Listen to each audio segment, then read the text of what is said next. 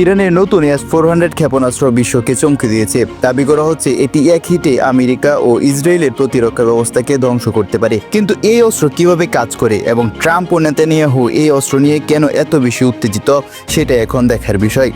2024 সালে ইরান দাবি করছে তারা রাশিয়ার S-400 ট্রায়াম্ফ ক্ষেপণাস্ত্র ব্যবস্থার একটি উন্নত সংস্করণ তৈরি করেছে। এই ক্ষেপণাস্ত্র একটি দীর্ঘ পাল্লার সারফেস টু এয়ার ক্ষেপণাস্ত্র ব্যবস্থা, যা 400 কিলোমিটার দূরের স্টিলথ বিমান ও ক্রুজ ক্ষেপণাস্ত্র এবং ব্যালিস্টিক ক্ষেপণাস্ত্র ধ্বংস করতে পারে। ইরানের এই অস্ত্র তাদের নিজস্ব রাবার 373 এর সঙ্গে মিলিয়ে তৈরি করা হয়েছে, যা 450 কিলোমিটার দূরের লক্ষ্যে আঘাত হানতে পারে।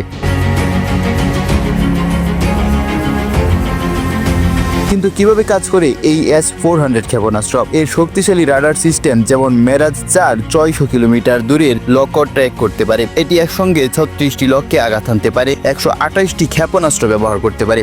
40 N-6E ক্ষেপণাস্ত্রটি 400 কিলোমিটারের দূরের শত্রু বিমান ধ্বংস করতে পারে, এমনকি ম্যাক 15 গতিতেও এটি চলতে পারে। ইরান দাবি করছে এটি আমেরিকার F-35 এবং ইসরায়েলের আয়রন ডোমকে চ্যালেঞ্জ করতে পারে। 2025 সালে ইরানের এই অস্ত্র উন্মোচন মধ্যপ্রাচ্যে উত্তেজনা বাড়িয়েছে।